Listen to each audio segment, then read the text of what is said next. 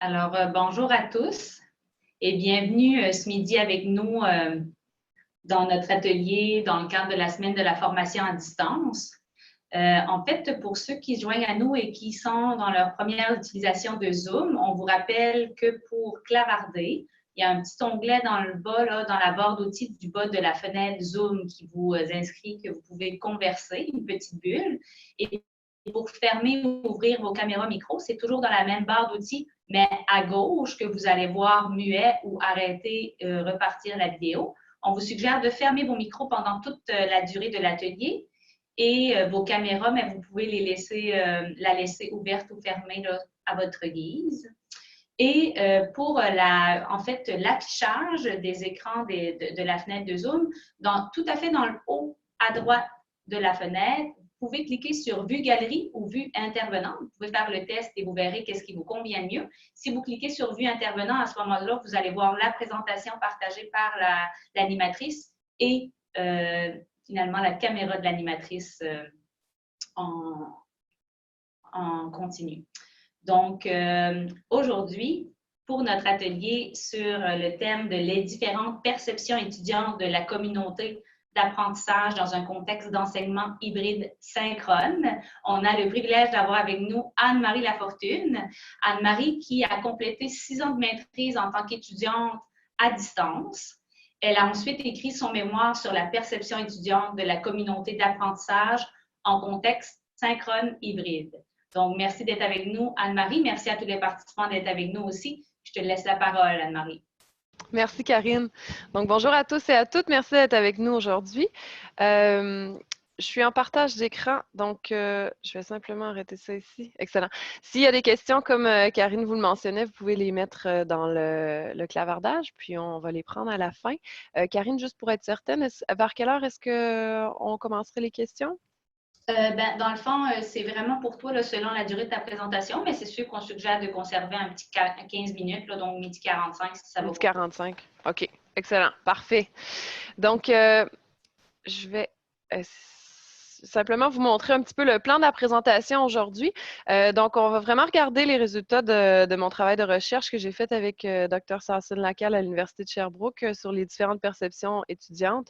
Donc, on va vraiment chercher qu'est-ce qu'ils perçoivent de la communauté d'apprentissage. Donc, on va regarder ça ensemble, qu'est-ce que c'est que la communauté d'apprentissage, puis dans un contexte d'enseignement hybride, synchrone, mixte. Donc, ça aussi, on va clarifier. Donc, je vais commencer avec le contexte de ma recherche. Je vais vous parler un petit peu de la réalité au Cégep de la Gaspésie et des Îles.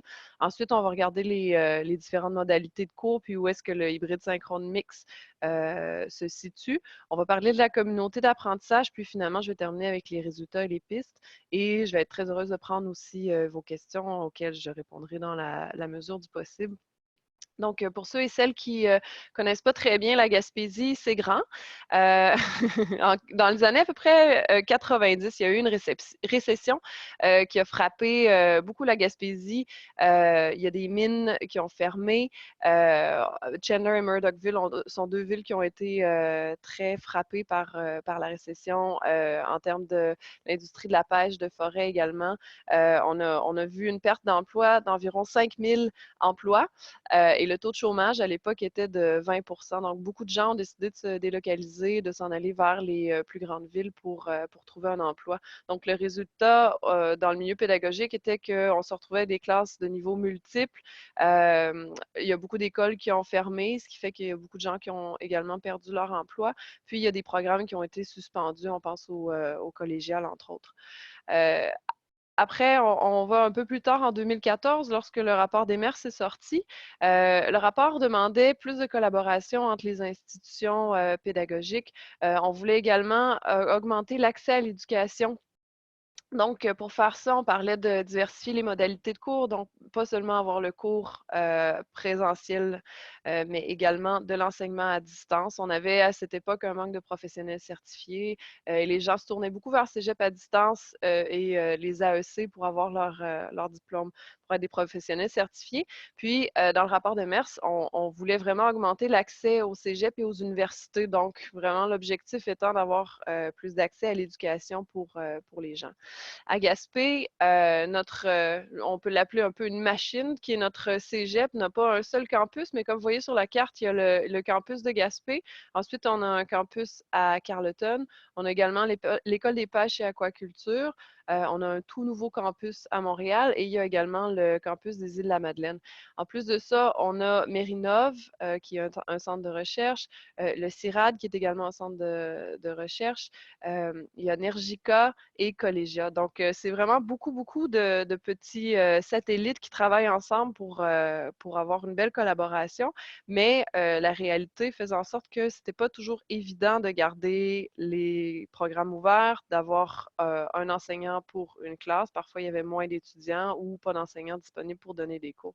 Donc, avec tout ça, on a commencé à regarder qu'est-ce qu'on pouvait faire pour aller chercher l'expertise des autres cégeps. Par exemple, si un cours de philosophie se donne au cégep de Limoilou, ils ont 3 étudiants. À Gaspé, on en a 2. Est-ce qu'on peut combiner ça ensemble? On a également regardé qu'est-ce qu'on peut faire pour exporter notre expertise locale. Donc, on a des programmes qui sont uniques. Par exemple, si on pense à l'école des pêches et aquaculture, c'est pas tout le monde qui peut venir faire le cours en Gaspésie. Donc, l'enseignement à distance nous permettait d'aller rendre ça plus accessible à des gens dans des centres urbains ou autres. Évidemment, on voulait garder certains programmes ouverts et combiner des petits groupes ou des petites cohortes dans, on va dire, intercampus. Donc, si on a une enseignante en philosophie qui peut donner le cours à partir des îles de la Madeleine, ben, c'était possible de le faire à distance avec nos campus de l'EPAC, Carleton et autres. On voulait également augmenter l'accessibilité des cours. Donc, ça peut être localement ou avec un autre cégep. Un cours qui n'avait pas assez d'étudiants pour être offert. Mais comme on le sait, quand on se met tout le monde ensemble, on est plus fort. Et également répondre aux besoins du marché du travail. Si on regarde en 2007, on entrevoyait une pénurie d'infirmières certifiées dans la région. Donc, ce qu'on a décidé de faire, c'est d'ouvrir le programme de soins infirmiers à distance. On a même eu des salles de classe à l'hôpital de Maria, qui n'est pas à Gaspé, qui est à peu près à 2 heures et demie de Gaspé. Donc, les infirmières auxiliaires pouvaient faire leurs cours tout en travaillant, ce qui leur permettait d'avoir le statut d'infirmière lorsqu'elles avaient terminé leur cours, infirmière certifiée, tout en ayant continué à travailler, puis dans le format d'enseignement à distance. Donc, c'était en fait une de nos premières expériences de grande envergure avec l'enseignement à distance. Donc, ça, c'est pour le contexte. Juste pour clarifier aussi, parfois on lance les mots synchrone, asynchrone. C'est l'image la plus qui a le plus de pixels que j'ai pu trouver, mais qui rend quand même assez bien l'idée. Donc, vous voyez, quand on s'envoie un courriel, je l'écris, je l'envoie, la personne le reçoit, elle me répond peut-être une semaine plus tard. Donc, ça, c'est le format asynchrone. Tandis que synchrone, c'est ce qu'on fait en ce moment en discussion en simultané. Donc, l'enseignement, le format que nous avons étudié, Dr. Lacalle et moi, c'est vraiment l'enseignement hybride synchrone mixte.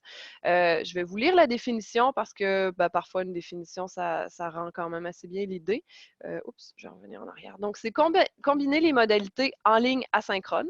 Donc, on utilise le en ligne asynchrone, ce qui veut dire que des travaux peuvent être faits, par exemple, ou des communications pas en temps réel, et synchrone, ce qui est en temps réel, auquel s'ajoutent des opportunités d'apprentissage en présence. Il s'agit d'apprentissage et d'enseignement où des étudiants à distance participent à des séances de classe en présence par vidéoconférence et téléconférence web.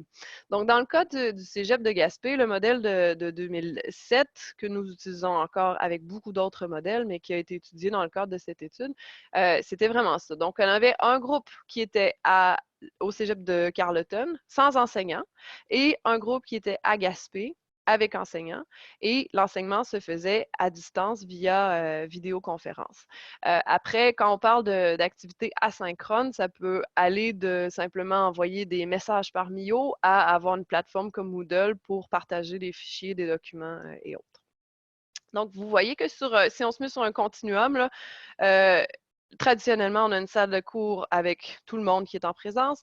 Puis, à l'autre extrémité, là, ça va être entièrement à distance, donc en ligne. Entre les deux, c'est là que se situe le hybride et ça peut prendre plusieurs formes, donc entre 20 et 80 des séances de cours qui vont être offertes à distance, incluant du synchrone et de l'asynchrone.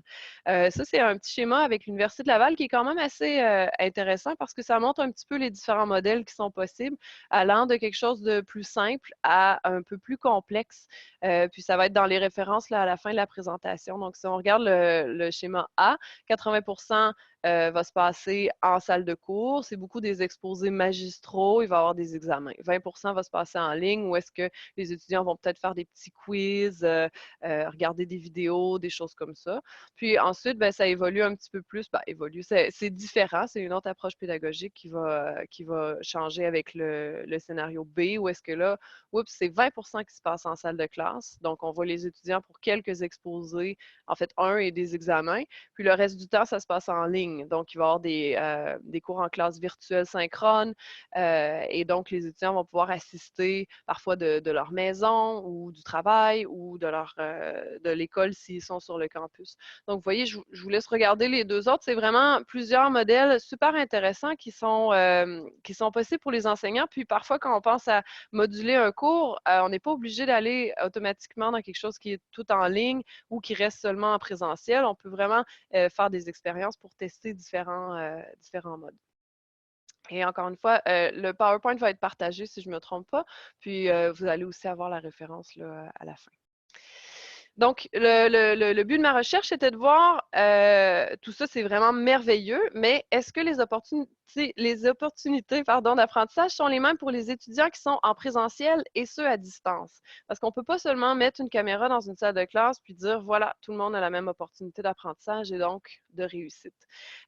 Donc, pour faire cette étude, on a regardé le concept de la communauté d'apprentissage. Donc, pour ceux et celles qui ne sont pas familiers, c'est un modèle qui a été développé dans les années 2000 par Garrison, Anderson et Archer, où est-ce qu'on parle de 3 présences essentielles. Puis, c'est vraiment intéressant de regarder ça parce que si on recule un petit dans le temps, puis on regarde le modèle d'enseignement, c'était beaucoup axé sur l'enseignant. Donc, le savoir que l'enseignant possède et partage aux étudiants. Paulo Freire appelle ça le banking model of education. Donc, les étudiants étant un réceptacle vide, l'enseignant qui a tout le savoir et qui dépose son savoir dans la tête des étudiants. Donc, l'emphase était beaucoup sur la présence enseignante. C'est certain que c'est une présence qui est très importante et très cruciale, mais le modèle qui a été développé par Garrison, Anderson et Archer de communauté d'apprentissage met aussi l'emphase sur la présence sociale, parce que c'est très important d'avoir des étudiants ensemble, des gens ensemble qui vont échanger, qui vont rechercher de l'information, qui vont négocier qu'est-ce qu'ils comprennent, qu'est-ce qu'ils ne comprennent pas, et également sur la présence cognitive. Donc, on ne peut pas avoir quelqu'un qui est assis en arrière de la classe, qui n'est pas là complètement et que l'apprentissage va passer de manière magique. Donc, c'est vraiment important d'avoir ces 3 présences-là. Et en 2010, chez Bejarano, on a ajouté une présence qu'on appelle la présence apprenante, que moi, j'ai décidé d'inclure dans mon travail de recherche parce que je trouvais qu'elle est très importante. C'est l'étudiant, comment est-ce qu'il sait qu'il apprend? Quelles sont ses stratégies de métacognition? Est-ce qu'il est autorégulé comme apprenant? Et en enseignement à distance, c'est très important aussi pour l'étudiant d'avoir ces stratégies-là. Déjà, en traditionnel, c'est important, mais en enseignement à distance, c'est très important pour l'étudiant d'avoir ces stratégies-là. Et s'il ne les possède pas, ça peut rendre l'expérience plus difficile. Et donc aussi, on revient à la présence enseignante qui est centrale dans tout ça tout de même. C'est notre travail d'aider l'étudiant à aller chercher ces outils-là, à apprendre comment s'autoréguler et ainsi de suite. Donc, le modèle devient en fait un mélange des 4, où si on a un bel équilibre entre la présence enseignante, apprenante, cognitive et sociale, l'expérience d'apprentissage devrait être riche et significative. Donc, c'est un peu l'image de la communauté d'apprentissage aussi. Vous l'avez probablement déjà vu, des hommes, en fait, dans le temps, c'était des hommes, on pourrait dire hommes et femmes, aveugles qui touchent un éléphant et donc chacun a une partie de la réponse, mais quand on met tout ça ensemble, c'est ce qu'on appelle notre communauté d'apprentissage. Donc, Avec tout ça, nous, on a regardé, basé là-dessus, la modalité hybride synchrone mixte qui était offerte au Cégep de la Gaspésie et des Îles. On a beaucoup d'autres modèles, mais c'est le modèle qu'on a décidé d'étudier. Et donc, comme je vous disais, c'est vraiment des étudiants qui sont dans un groupe, par exemple, au Cégep de Carleton, au campus de Carleton, des étudiants en groupe au campus de Gaspé. L'enseignant peut être à Gaspé ou à Carleton, mais il est toujours avec un seul des groupes, donc l'autre groupe se trouve à distance. On a une télévision avec caméra et donc ça se passe en vidéoconférence de manière synchrone, donc en direct. Ça peut être enregistré ou non. Et puis après, pour les activités qui sont asynchrones, donc qui se passent en dehors du cours, ça dépend évidemment de l'enseignant ou l'enseignante. Les outils numériques, par contre, dans les 3 cours qu'on a évalués, ils utilisaient seulement Courriel et Omnivox. Donc, c'était vraiment de base. L'enseignement hybride synchrone a beaucoup d'avantages. Il y a aussi des défis comme n'importe quel modèle d'enseignement. Quand on regarde les avantages, c'est certain que ça permet flexibilité et accès. On pense aux gens qui ont des responsabilités familiales, qui ont un travail ou qui sont simplement pas dans la même ville, donc qui peuvent accéder à l'enseignement à distance. La qualité de l'expérience d'apprentissage également, les recherches qui sont citées en bas, on en a 3, ont aussi démontré qu'elle est supérieure dans ses modèles, mais je mettrai un bémol parce qu'il y a quand même quelques facteurs qui expliquent aussi. Il y a des avantages institutionnels, évidemment, parce que, bon, si on pense au cas de soins infirmiers, un groupe à Carleton, un groupe à Gaspé, un seul enseignant, ça veut dire qu'on diminue le nombre d'enseignants nécessaires. Et évidemment, il y a des avantages pour les enseignants qui voudraient soit être plus essayer des choses différentes pédagogiquement parlant, et également, ça peut leur donner une plus grande flexibilité selon comment ils comprennent le modèle et l'utilisent. Cependant, il y a des défis qui sont reliés à ça. Le premier défi étant le support institutionnel. Donc, comme je disais plus tôt, on ne peut pas juste mettre une caméra puis dire allez, suivez le cours, ça va bien aller. Ça prend du support institutionnel en termes de technologie qu'on offre, la qualité de la caméra, la qualité aussi de la bande passante. Il faut avoir une bonne bande passante. Le support technique, s'il y a un problème. Si le cours se donne en soirée, c'est important qu'il y ait également du support technique qui est disponible à ce moment-là, et ainsi de suite. Et support institutionnel, on dirait aussi pour le développement du cours. Donc, ça aussi, c'est très important pour que l'enseignant ne soit pas parachuté à donner ce cours-là soudainement, mais qu'il peut avoir une libération. Par exemple, dans le cas ici, je crois que c'est un 20 du cours que les enseignants vont avoir pour la préparation du cours, pour tout ce qui vient avec l'enseignement à distance. La charge de travail additionnelle également est un défi. On appelle ça, McGee et Rice appellent ça le course and a half phenomenon, donc le phénomène du cours et demi. C'est pas comme donner un seul cours, c'est l'équivalent de donner un cours et demi, d'où l'importance d'avoir également une libération supplémentaire pour donner le cours. Puis, un des défis également, c'est la présence enseignante. Donc, comme on disait, c'est quand même central dans la communauté d'apprentissage, mais elle doit se faire sentir, cette présence enseignante-là. C'est très important. Et les enseignants ont noté dans la recherche, entre autres, que si on regarde, vous voyez la pyramide de Maslow en bas, si vous vous souvenez, là, on commence avec des besoins physiologiques vraiment de base, puis quand on arrive en haut de la pyramide, on est rendu dans les besoins plus d'accomplissement. Un enseignant ou une enseignante qui donne un cours dans peu importe le format, mais disons hybride synchrone mixte, a besoin de s'assurer de ses besoins physiologiques. Et ça peut simplement impliquer qu'ils savent que quand ils vont appuyer sur un bouton, ben, ça ne va pas exploser, tout va bien aller, que s'ils ont besoin d'aide, il y a quelqu'un qui est là pour les aider.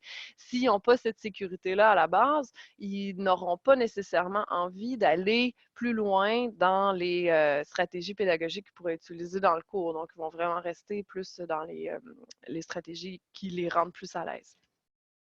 Donc, le cours qu'on a examiné avec Dr. Lacalle, c'est en 2017, on avait 3 cours, en fait, en soins infirmiers.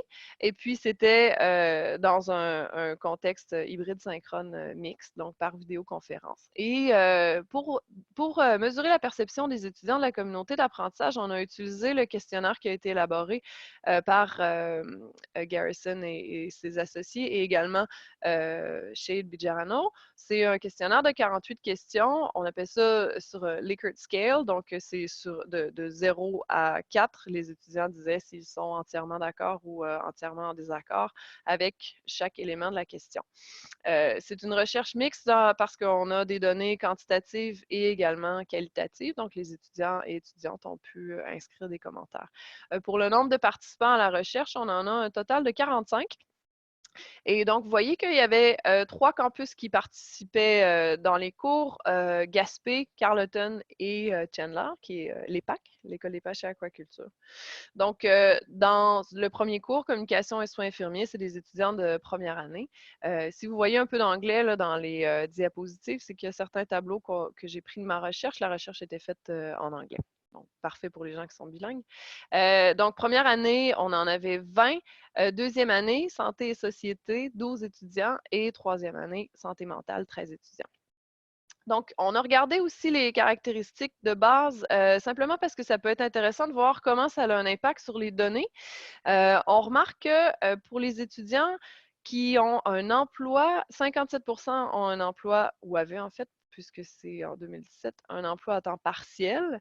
Et on a également pensé aux responsabilités familiales parce qu'il y a des gens qui ont soit des enfants, des parents à la maison, des choses comme ça. Donc, 60 disaient que c'était non applicable ou que ça ne leur prenait pas beaucoup de temps, mais ça reste quand même que 40 avaient également des responsabilités familiales. D'où la pertinence d'un cours offert dans ce format. Également, on voit que la majorité sont des femmes, donc 86,7 probablement par la nature du programme ou un hasard cette année-là. Et puis, leur expérience avec le format d'enseignement à distance, on voit que 66 le vivaient pour la première fois, 13 pour la deuxième fois et 20 pour la troisième fois ou plus. Et leur niveau d'aise avec la technologie peu confortable, c'est quand même juste 6 Donc, la plupart des gens avaient un certain niveau de confort quand même avec la technologie, ce qui est un facteur important quand même dans un cours d'enseignement à distance. Peut-être un peu moins dans celui où on parle parce que c'était seulement vidéoconférence, mais selon les activités que l'enseignant ou l'enseignante aurait décidé de faire, ça aurait pu être un élément, un facteur très important. Donc, la question de recherche qu'on regardait, c'est, oh, pardon, dans 3 des cours du programme de sciences infirmières du Cégep de la Gaspésie, qui est enseigné dans le format hybride synchrone mixte, est-ce qu'il y a une différence dans la perception de la présence? Donc, on parle de présence apprenante, sociale, cognitive et enseignante, telle que définie dans le cadre de la communauté d'apprentissage que je vous présentais plus tôt, entre les étudiants qui sont en présence et ceux qui sont à distance. Et le résultat est, si on regarde de manière quantitative, donc dans les réponses sur une échelle de 0 à 4, la présence enseignante était moins sentie par le groupe à distance que par le groupe en présence. Donc, on va regarder ça ensemble, mais ce qui est intéressant, c'est qu'il y a également des facteurs et des éléments qui sont ressortis des 3 autres présences dans les commentaires des étudiants.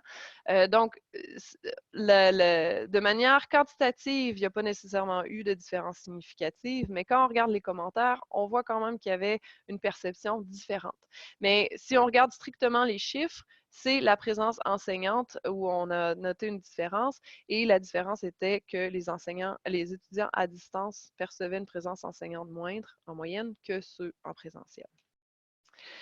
C'est certain qu'il il y a quelques considérations à avoir. Premièrement, comme dans toute recherche, les résultats sont applicables sur une session. Deuxièmement, une perception, est-ce la réalité? Troisièmement, plus de femmes que d'hommes, ce qui peut avoir un impact sur les résultats. Ensuite, on parle des étudiants et étudiantes de première année et leur expérience antérieure avec cette modalité de cours. Donc, certains arrivent du marché du travail, d'autres arrivent du secondaire.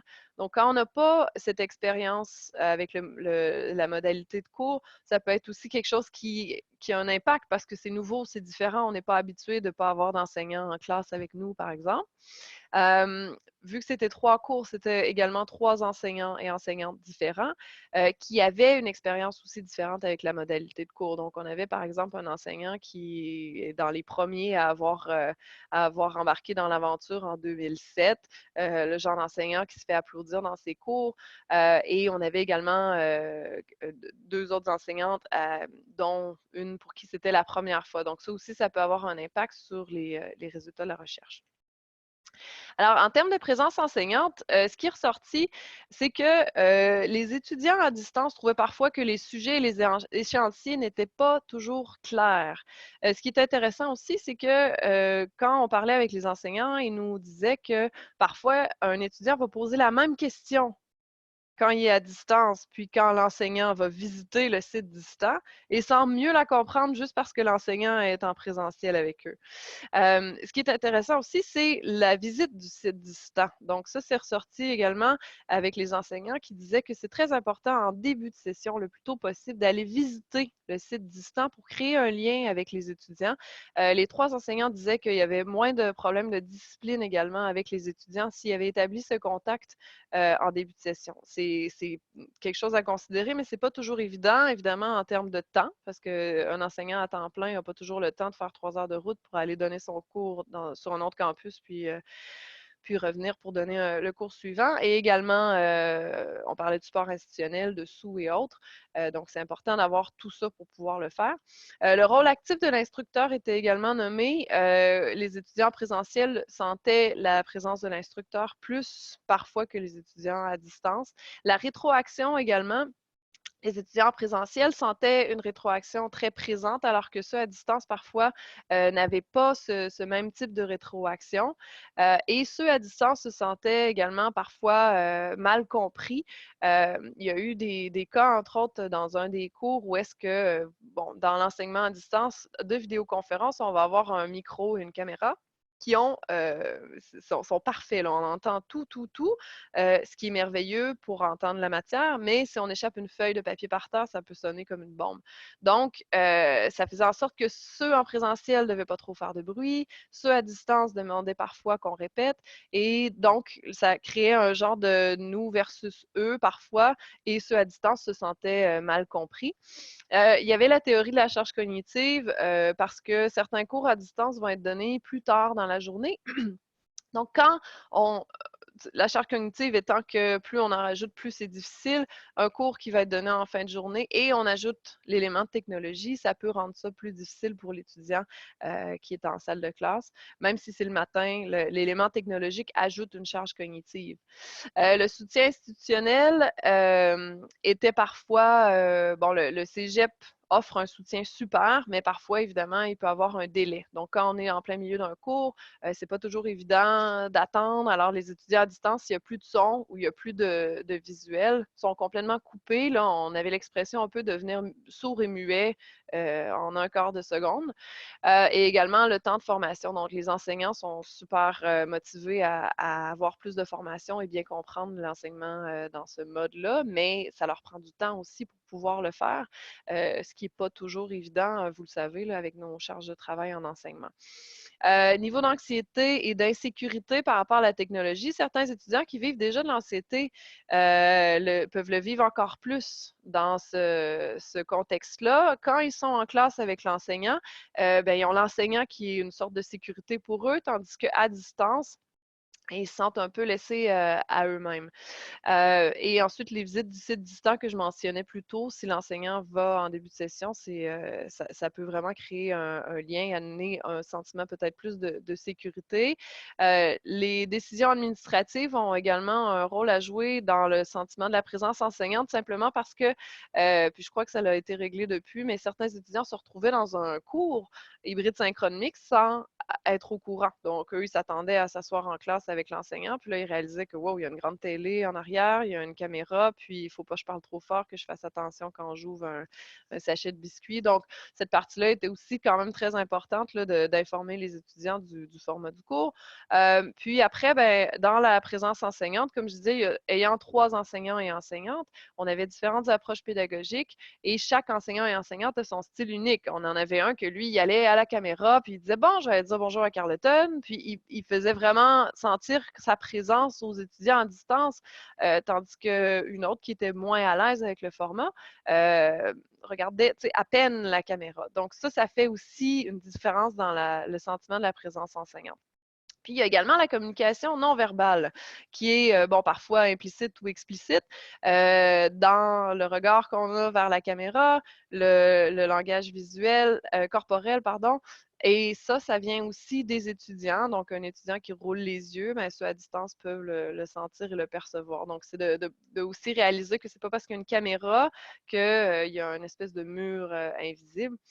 Et également, ce qui est ressorti par rapport à la présence enseignante, c'est certains étudiants qui disaient que certains de leurs collègues de classe sont exigeants, donc qui sont très demandants et que parfois, il fallait laisser aller puis accepter que le modèle d'enseignement hybride mix synchrone a parfois des ratés, puis c'est ça, c'est important aussi d'être compréhensif. Pour ce qui est de la présence sociale, donc le groupe à distance, là, quantitativement, on n'a plus de différence, mais là, on y va vraiment avec les commentaires qu'on a vus. C'est ressorti que certains étudiants se sentaient négligés, donc ils sentaient qu'il y avait peut-être un peu moins d'attention que celui en présentiel, et l'inverse. Parce que parfois, l'enseignant donnait tellement d'attention au groupe à distance que ceux en présentiel se sentaient négligés. Donc, ça aussi, c'est ressorti dans les commentaires. Certains trouvaient également que parfois les indices sociaux ne sont pas très clairs. Donc, un des enseignants me disait, ben moi, quand il faut que je fasse la discipline, il faut que je le nomme. Alors que dans une salle de classe traditionnelle, je peux simplement lancer un regard à un étudiant, puis c'est compris, on arrête tout de suite qu'est-ce que, tu sais, il ou elle va arrêter ce qu'il est en train de faire. Tandis que là, il faut vraiment que je le nomme. Il faut faire attention également de ne pas mettre la personne on the spot, comme on va dire en bon français. Parfois, si on a un commentaire à faire, c'est peut-être préférable d'attendre après le cours. Puis ça, c'est vrai en présentiel également, là. Également, le sentiment de communauté et d'appartenance en ligne. Comme je vous disais, les enseignants utilisaient beaucoup Omnivox pour les messages, puis les courriels. Donc, il n'y avait pas vraiment ce sentiment d'appartenance en ligne pour les étudiants. Ce qui faisait que, de manière très intéressante quand même, on a eu une cohésion qu'on va appeler intergroupe et non pas intragroupe. Ce qui explique aussi peut-être pourquoi ils ont quand même très bien réussi dans les cours. Donc, entre eux, ils se sont créés une cohésion, mais on n'a pas eu de cohésion intragroupe qui aurait été super intéressante également. Donc, comment on définit un groupe? C'est une question aussi à se poser. Et ça peut amener, si on a de la cohésion intergroupe, le phénomène dont Cunningham parle de nous versus eux. Et donc, quand ça va bien, ça peut très bien aller, mais s'il commence à avoir des frictions, bien, ça peut créer une division entre les deux groupes. Donc, c'est un des commentaires aussi qui revenait, c'était important de comprendre les deux réalités. Ce qui fait que, par exemple, dans les cours de maîtrise que j'ai suivis, parfois, les étudiants en présentiel devaient se trouver en ligne et ça leur permettait de vivre l'expérience de ce que c'est d'être en ligne et donc de mieux comprendre quand, après, il y avait un délai quelconque et que les gens pouvaient peut-être avoir tendance à devenir impatients. Ils l'avaient vécu et donc comprenaient mieux. Également, les défis qui sont ressortis, c'est le ton et la communication. Donc, il faut faire attention beaucoup plus à ça dans le contexte d'enseignement à distance. Puis, de personnaliser l'expérience. On ne peut vraiment pas prendre un cours puis le copier-coller. Donc, un cours qu'on donne de façon synchrone en présentiel, traditionnel. On ne peut pas copier-coller puis le mettre à distance, comme je disais, puis simplement ajouter une caméra. Donc, il faut vraiment personnaliser l'expérience. En termes de présence cognitive, on revient à la théorie de la charge cognitive parce que la technologie peut ajouter cette surcharge cognitive-là pour les étudiants. On a cette croyance que les étudiants en 2020 sont super bons avec la technologie, puis qui sont des digital natives, comme on dit en anglais. Mais ce n'est pas le cas de tous les étudiants. On en a qui soit détestent la technologie ou ne sont tout simplement pas familiers avec la technologie. Et certains aussi qui ne choisiraient pas d'être dans un cours où il y a beaucoup de technologie. Et veut pas, l'enseignement à distance apporte cet élément. Je pense au programme de tourisme aventure que nous avons ici à Gaspé. Super programme. Les étudiants passent 3 années à apprendre des habiletés qui se passent surtout à l'extérieur. C'est un choix parce qu'ils adorent ça. Mais il y a certains cours qui sont offerts à distance et qui peuvent être parfois plus difficiles pour eux. Et donc, c'est une charge cognitive supplémentaire à cause de la présence technologique. Pour d'autres étudiants, faire un programme au complet en enseignement à distance peut également amener une charge cognitive supplémentaire. Pour la présence cognitive, c'est important d'avoir la présence enseignante. Donc, vous le voyez déjà quand vous enseignez dans le modèle plus traditionnel, un étudiant qui soudainement, parce qu'il vient d'avoir philo, anglais, éducation physique, puis que là, s'il y a un cours de 5 à 6 en français, va être un petit peu plus distrait. Donc, la présence enseignante est importante parce que nous, on remarque ça, puis on peut ramener l'étudiant. En enseignement à distance, ça peut être un petit peu moins évident.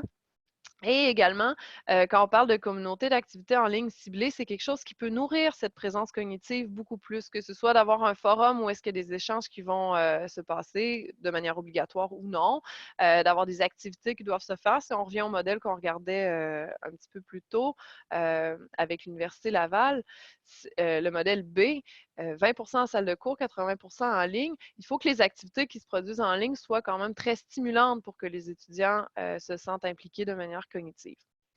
Et ensuite, on parle de la présence apprenante qui n'est pas négligeable. Et qui est également soutenue par la présence enseignante. Donc, parfois, on voit dans certains cours les enseignants qui discutent entre eux, qui vont dire ah, ils ont pas encore appris comment prendre des notes, ils devraient savoir comment faire les références comme du monde, comme on dit. La personne n'est pas capable de s'autoréguler, elle attend la dernière minute, mais ça fait partie également de notre rôle en tant qu'enseignant de les guider là-dedans. Maintenant, évidemment, on s'attend à ce qu'il ait déjà acquis ces éléments-là plus tôt. Mais parfois aussi, il faut activer ses connaissances antérieures avec quelques petits exercices en début de session qui peuvent faire toute la différence. Et dans un contexte hybride synchrone mixte, c'est quelque chose aussi qui est important de faire parce que ça demande beaucoup d'autorégulation et de métacognition. Donc, l'étudiant doit savoir que, bon, ben, quand je suis fatiguée, peut-être que de prendre un Red Bull, ça va me motiver pendant 5-10 minutes, mais qu'après ça, je vais être super fatiguée. Donc, je suis mieux de ne pas faire ça.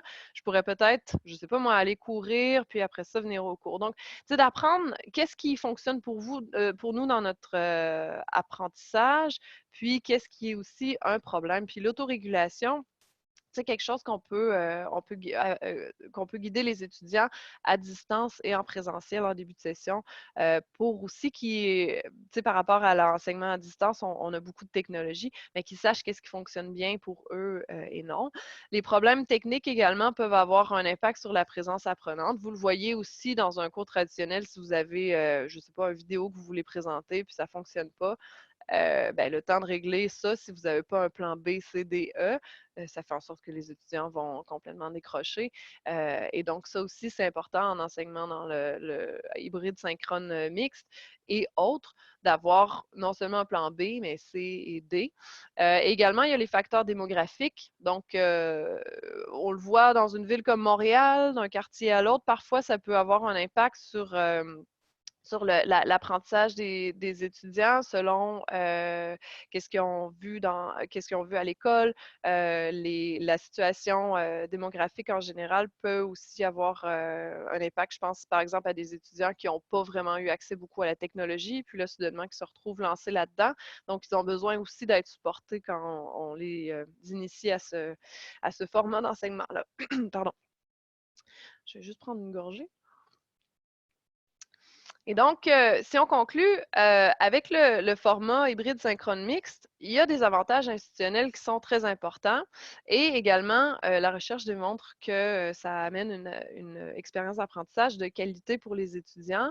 C'est certain que ça prend du soutien institutionnel, qu'il faut prendre en considération la charge de travail supplémentaire pour les enseignants et enseignantes, que c'est très important aussi quand on conçoit notre cours de ne pas faire un copier-coller et de prendre en considération le cadre de la communauté apprentissage et l'importance de la présence enseignante qui n'est pas négligeable. Mais quand on monte un cours dans ce format et dans d'autres formats, si on revient au modèle de la communauté d'apprentissage, il y a vraiment plusieurs éléments qui peuvent être pris en considération. Et si on pousse un petit peu plus loin en regardant le modèle ou simplement en regardant le questionnaire, on voit qu'il y a beaucoup d'éléments qui peuvent être faits, qui vont changer une petite chose pour l'enseignant ou l'enseignante, mais qui peuvent changer beaucoup pour l'étudiant ou pour l'étudiante. Encore une fois, dans un modèle traditionnel ou dans un modèle hybride synchrone mixte. Et ensuite, c'est certain que l'objectif de ces modèles-là, c'est d'offrir aux étudiants une flexibilité pour l'apprentissage et de l'accès à l'éducation. Donc, c'est ça l'objectif, mais on doit toujours se rappeler qu'on veut que l'expérience, les opportunités d'apprentissage soient égales pour les étudiants qui sont en présence et ceux à distance. Et l'élément de technologie est également un point très important. Je n'ai pas mentionné plus tôt, mais par exemple, si on parle de la bande passante, dont je parlais un peu plus tôt, mais la bande passante qui aussi peut être utile quand on utilise un iPad. Donc, pour que les étudiants en présentiel puis à distance puissent travailler ensemble en temps de classe, il faut que la bande passante soit assez forte si on a 24 étudiants en présentiel et 24 étudiants à distance. Donc, vraiment de s'assurer que la technologie est là pour supporter le modèle. Donc, moi, ma conclusion, c'est vraiment que quand on se dirige vers un modèle comme le hybride synchrone mixte, c'est vraiment important de trouver un équilibre dans tout ça, puis avec les 4 présences, et également de penser différemment, penser autrement, de sortir un petit peu du cadre là, traditionnel de pensée pédagogique, ce que vous faites tous et toutes déjà probablement. Et si vous voulez avoir un petit peu plus d'informations, je trouvais vraiment que le site de l'Université Laval est bien fait. C'est des ressources pédagogiques pour développer un cours en formation hybride. Donc, il y a beaucoup, beaucoup d'informations, incluant un tableau de planification du déroulement d'un cours, comment répartir son temps entre les situations d'apprentissage en classe et celles en ligne, donc selon le modèle que vous allez utiliser. Un tableau pour planifier les séances de cours. Il y a même un guide des 54 bonnes pratiques là, pour l'enseignement en ligne et également un guide là, pour la conception puis la production d'un cours à distance. Si vous voulez également en savoir un peu plus, il y a quelques références ici, là, dont le modèle de Garrison et également chez Vigerano. Et si vous voulez, je crois que c'est ça, Karine va vous partager le PowerPoint, donc vous pourrez cliquer les liens pour avoir l'information. Donc voilà, c'est le résumé de la présentation. Si vous avez des commentaires, questions, vous pouvez les mettre dans le clavardage. Et puis, vous avez également un lien plus bas pour faire part de vos commentaires là, sur la présentation. C'est le lien de la Fadio. Donc, merci à tous et à toutes. Merci beaucoup, Anne-Marie. Hein. C'est un super bel atelier ce midi. Je trouve que tu nous as super bien vulgarisé la perception des étudiants. C'est super intéressant parce que nous, souvent, on a des communautés de pratique enseignantes, puis c'est un peu ça c'est un peu nos conclusions, ce qu'on propose, etc. Mais là, c'est super intéressant aujourd'hui de voir que c'est les perceptions des étudiants aussi. Oui. Fait que, merci beaucoup à toi avec ta façon très dynamique et très pratico-pratique de nous ramener tes résultats de recherche. Merci, Karine, ça fait plaisir. Puis, j'inviterai les participants qui ont envie et vous pouvez écrire dans le clavardage si vous voulez. Sinon, on avait aussi partagé tantôt un petit document pour les questions, commentaires là, que je vais remettre dans le clavardage. Vous pouvez aussi demander le droit de parole en levant la main et en ouvrant vos micros là, si on vous donne la parole effectivement. Et dans le clavardage aussi, là, je me permets de vous rappeler que de vous remercier d'évaluer l'atelier. J'ai mis le lien aussi pour évaluer l'atelier, ce qui est très important pour nous d'avoir de la rétroaction là-dessus. Tout à fait. On a déjà, OK, on a Hamid qui aimerait poser une question. Est-ce que tu pourrais prendre le micro? Est-ce que tu peux ouvrir ton micro, Hamid? Oui, bonjour. D'abord, je Hamid. te félicite. C'était super intéressant. J'ai beaucoup aimé ta présentation. C'était vraiment clair. Merci, La Hamid. recherche était super intéressante. Bravo. Merci. J'ai deux petites questions. C'était quel outil qu'on a utilisé pour la visioconférence? Et deuxième, est-ce qu'il y avait des auxiliaires d'enseignement ou pas? Excellente question. En fait, je vais revenir au nombre d'étudiants. Donc, c'est certain que tu es à quelle école, Hamid? Moi, je suis à l'UQAM à l'université. C'est ça. Donc, au niveau universitaire, c'est certain que vous avez des plus gros groupes et donc souvent des auxiliaires d'enseignement. Nous, on a des plus petits groupes. Donc, comme tu le vois, 20 étudiants là, dans le groupe de première année, 12 dans le groupe de deuxième, puis 13 dans le groupe de troisième. Donc, il n'y avait pas d'auxiliaires enseignants. Ce qui aurait pu être un plus, parce que dans le cours que j'ai fait pour ma maîtrise avec l'Université de Sherbrooke, on avait toujours, que ce soit un auxiliaire enseignant ou un technicien qui était à l'ordinateur, qui répondait aux questions, qui devenait comme la voix et les yeux des étudiants à distance s'il y avait quelque chose. Donc ça, il n'y avait pas ça dans le contexte de la recherche en 2017. Et l'outil pour la vidéoconférence, c'est Polycom. Donc, c'est une grosse caméra qui qui tourne. Puis ensuite, il y a un grand écran à l'arrière de la classe. Le modèle était réfléchi comme pour que les étudiants à distance sentent qu'ils font partie de la classe. Donc, ils voient vraiment le dos des étudiants. Ça a évolué depuis un peu la réflexion là, par rapport à ça. Puis également, ben, il y a des caméras qui vont suivre maintenant selon le son. Là. Vous connaissez un peu la technologie. Puis même dans le temps, on avait l'appel, donc le petit micro là, cravate qu'on appelle. Qui était très bien, mais souvent qui était mis à off pendant la pause, puis les micros aussi dans la classe. Et ça aussi, c'est un élément super intéressant qui ressortait, c'est que les étudiants à distance disaient, ben, je sens vraiment pas que je fais partie du groupe parce qu'ils mettent même ça à mute quand c'est la pause, le moment où est-ce qu'on pourrait socialiser entre nous. Donc, mais oui, c'est ça. C'était une caméra Polycom avec micro, là, micro dans le centre qui capte tout, tout, tout. Merci beaucoup. Plaisir, Amit. Anne-Marie, on a Sylvie qui nous dit et si tous étaient à distance avec leur ordi, on éviterait peut-être le nous, eux. Tout à fait. Puis c'est un très bon point parce que c'est un défi supplémentaire. Ben, en fait, si je peux juste amener une expérience que moi j'ai vécue en enseignant en présentiel seulement en classe, une étudiante il devait travailler sur un dilemme dans leur domaine d'études, puis elle était en travail social, puis elle voulait voir le sentiment d'appartenance dans mon groupe, tu sais, fait qu'elle avait passé un questionnaire aux étudiants, puis était choquée de voir que même dans un groupe en présentiel, les étudiants ne se sentaient pas, n'avaient pas ce sentiment-là de cohésion entre eux. C'était des micro-groupes. Et moi, ça m'avait beaucoup marqué parce que je me disais, c'est mon travail en tant qu'enseignant aussi, enseignante, d'amener ce sentiment-là de cohésion et c'est un gros travail déjà en présentiel. Donc, si on amène un groupe à distance, c'est énorme, là. C'est beaucoup de, c'est ça, c'est beaucoup de travail à faire. Et donc, oui, peut-être que si tout le monde se retrouve à distance, ça peut amener ce sentiment-là qu'on est tous dans le même bateau. Puis comme je disais, dans un des cours de maîtrise que je faisais, c'était ça que les étudiants aussi devaient faire, soit en présentiel, une fois dans la session, devaient, au début de la session, être tous à distance. Et donc, ils voyaient un peu aussi c'était quoi notre réalité. Donc, ça aussi, ça peut être une variante, si je reviens au modèle de l'Université Laval, c'est une variante qui peut être intéressante à explorer, c'est de dire, ben, une fois en septembre, tout le monde va assister au cours, mais à distance ou 2 fois dans la session. Et donc là, tout d'un coup, tout le monde devient comme au même pied d'égalité. Ouais, c'est un super bon commentaire. Merci. Dans le fond, on avait aussi M. Varga qui aurait une question en ligne. Varga? Oui. Bonjour, oui. Merci pour cette belle présentation. C'est une recherche très intéressante. Et puis, merci d'avoir partagé toutes ces données. Je me posais 2 questions. Et puis, la première, c'est quel est le degré d'interaction entre les étudiants qui étaient en ligne et ceux qui étaient en présentiel? Est-ce que le professeur ou l'enseignant avait établi des activités? Et ça rejoint ma deuxième question, c'est quel type d'activité était prévu dans ces cours-là? Parce que je peux voir la chose plus dans un cours magistral où l'information va dans un sens et puis peut-être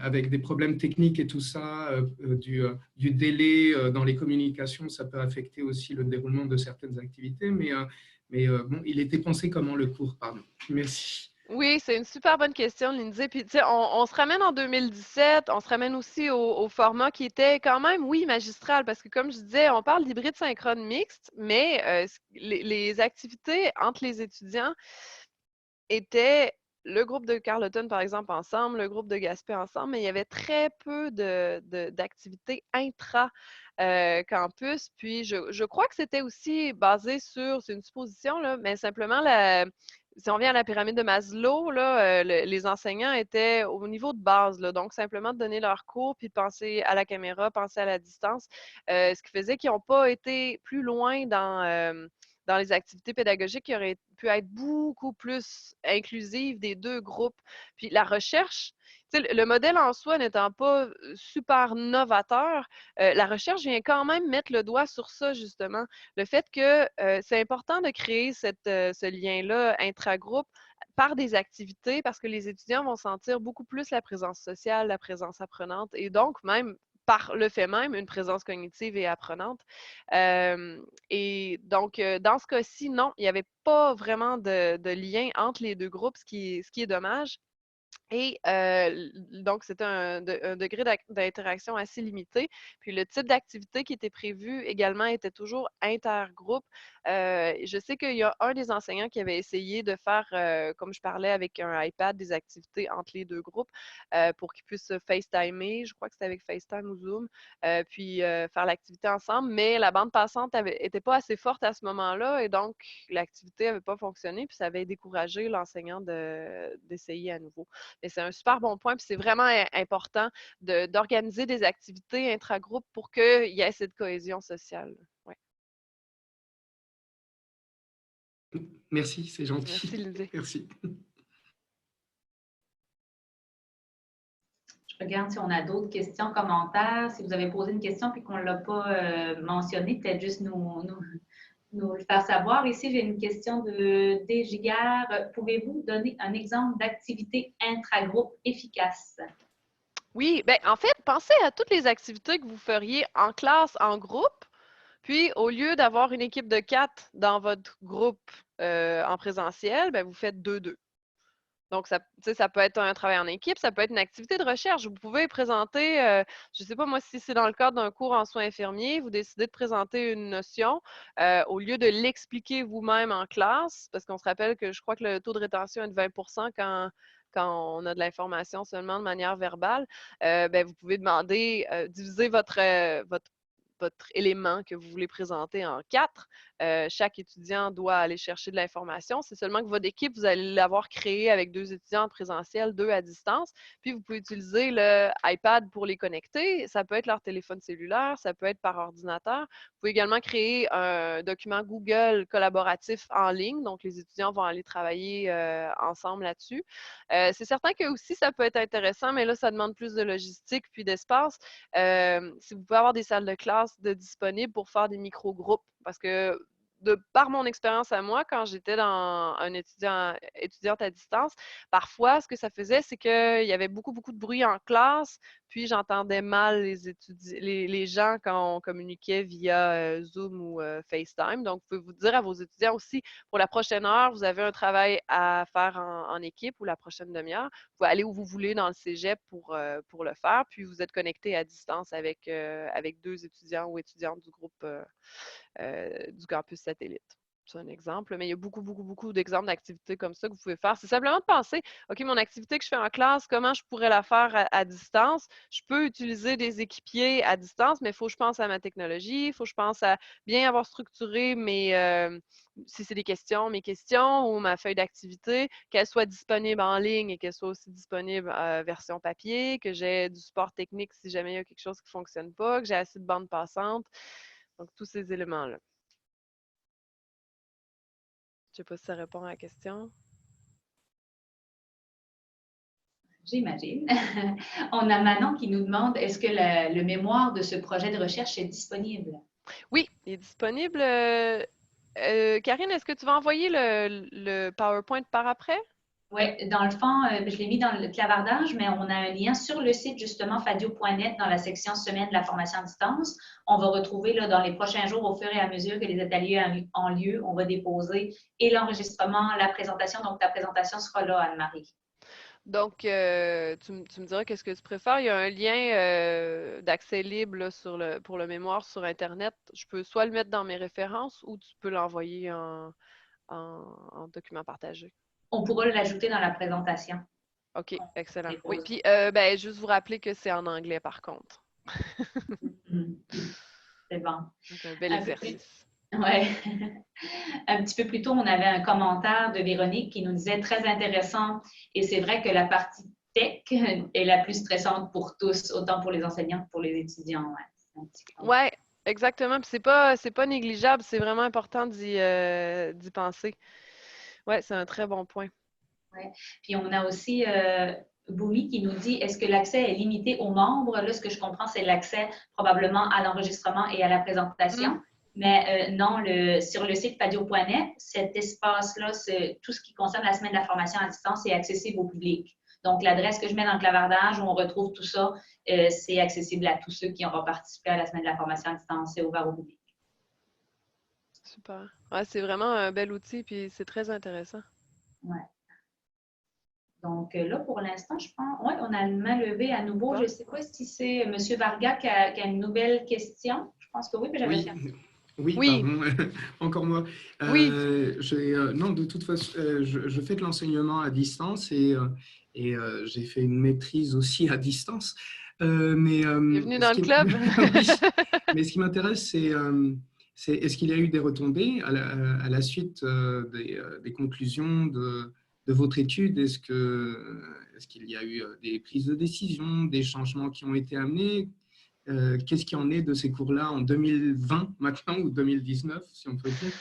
C'est une très, très bonne question. En fait, les résultats ont été partagés évidemment avec le syndicat de l'administration. C'est pas, syndicat, ça sonne comme si on avait chialer aux parents, c'est pas ça du tout, là, mais ça a été partagé avec les gens, oui, pour ceux et celles qui auraient de l'intérêt à mieux comprendre un peu le modèle, puis qu'est-ce qui est ressorti de la recherche. On a aussi, évidemment, dans le cadre de la recherche, on allait rencontrer les enseignants après pour leur présenter les résultats, puis voir qu'est-ce qu'ils en pensaient. Malheureusement, il y en a 2 des 3 enseignants qui prenaient leur retraite à ce moment-là, donc pour eux, ça s'est arrêté là. L'autre enseignante a pris en note beaucoup d'éléments qu'elle a modifiés, disons, dans ses cours. Mais après, ça l'a comme fait un peu. Tu sais, l'article a été publié, sera publié bientôt. L'information a été partagée. Il y a eu beaucoup de conférences qui ont été données. Et je crois que la boule de neige, tu sais, c'est pas toujours dans notre cours à nous qu'on la voit au début, mais ça a un impact peut-être plus à grande échelle. Mais par la force des choses aussi, les pratiques ont évolué au cégep, puis c'est tout à fait normal. Donc, si on refaisait la même recherche aujourd'hui, la situation, je crois que les résultats, les conclusions seraient différentes, pas nécessairement à cause des conclusions de la première recherche, mais simplement parce que aussi les gens évoluent dans ce sens-là, puis sont aussi à l'écoute des étudiants. Parfait. Oui, non, c'est parce que en même temps, dans l'enseignement supérieur, nous avons toujours des experts de contenu et pas forcément des pédagogues. Et Oui. ça pose un problème aussi dans le design d'un cours comme celui-ci. Donc, s'il était pensé en hybride synchrone mixte, il aurait fallu vraiment prendre beaucoup plus de paramètres en considération et prévoir justement cette interaction d'une autre façon. Oui, puis ça, c'est tellement un bon point, le Lindsay. Puis on remarque beaucoup qu'il y a cet intérêt pour, tu sais, je veux dire, on est dans l'enseignement pour une raison. Oui, il y a beaucoup d'experts de contenu qui n'ont pas nécessairement la pédagogie, puis ça, c'est un autre problème. Ben, problème. C'est une autre situation parce qu'on peut être engagé comme enseignant au niveau collégial et même universitaire parce qu'on est expert de contenu, mais qu'on n'a aucune idée de comment donner un cours. Et ça paraît, ça transparaît. C'est pas pour rien qu'on a décidé de faire aussi la maîtrise en pédagogie.